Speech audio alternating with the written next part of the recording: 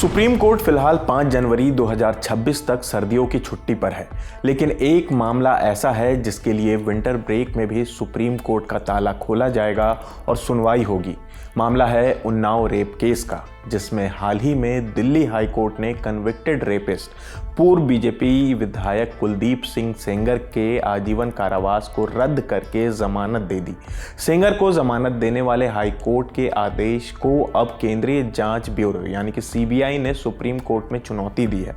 India today की report के मुताबिक सीबीआई ने बताया है कि हाई कोर्ट की डिवीजन बेंच के आदेशों की स्टडी करने के बाद ये फैसला लिया गया है और सुप्रीम कोर्ट में स्पेशल लीव पिटीशन यानी कि एसएलपी दायर की गई है और अब 29 दिसंबर को सुप्रीम कोर्ट में इस याचिका पर सुनवाई होगी। सुनवाई वेकेशन बेंच करेगी, जिसमें शामिल हैं भारत के चीफ जस्टिस सूर्यकांत, जस्टिस जेके महेश्वरी और जस्टिस ऑगस्टीन जॉर्ज मसी। लेकिन सुप्रीम कोर्ट के किसी भी फैसले पर पहुंचने से पहले एक बार ये जान लेते हैं कि आखिर एक रेप के दोषी को दिल्ली हाई कोर्ट ने किस आधार पर बरी कर दिया, क्योंकि आज की सुनवाई उन आधारों पर ही होनी है। सेंगर को रिहाई देने की वजह यह बताई गई कि हाई कोर्ट को पहली नज़र में ऐसा लगा कि उसके खिलाफ पॉक्सो कानून के तहत बहुत गंभीर यौन अपराध वाली धारा सही तरीके से लागू नहीं होती। यानी कोर्ट ने शुरुआती तौर पर माना कि यह मामला सबसे सख्त वाली श्रेणी में नहीं आता है।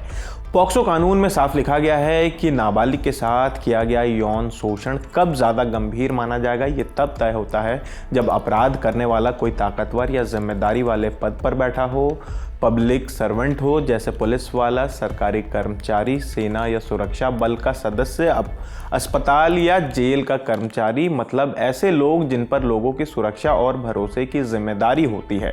अगर ऐसे किसी पद पर बैठा व्यक्ति बच्चे यानी कि नाबालिग के साथ यौन शोषण करता है तो कानून उसे ज़्यादा बड़ा और गंभीर अपराध मानता है। ऐसे मामलों में कम से कम 20 साल की जेल होती है और सज़ा उम्र कैद तक जा सकती है।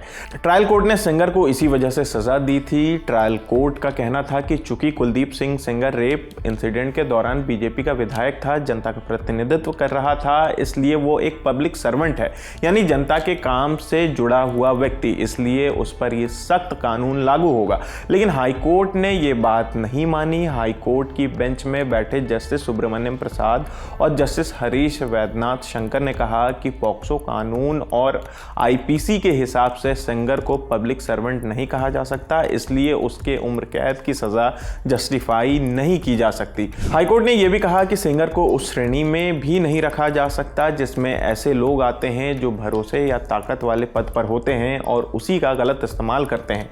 कोर्ट के मुताबिक कानून की भाषा में सेंगर उस दायरे में फिट नहीं बैठता।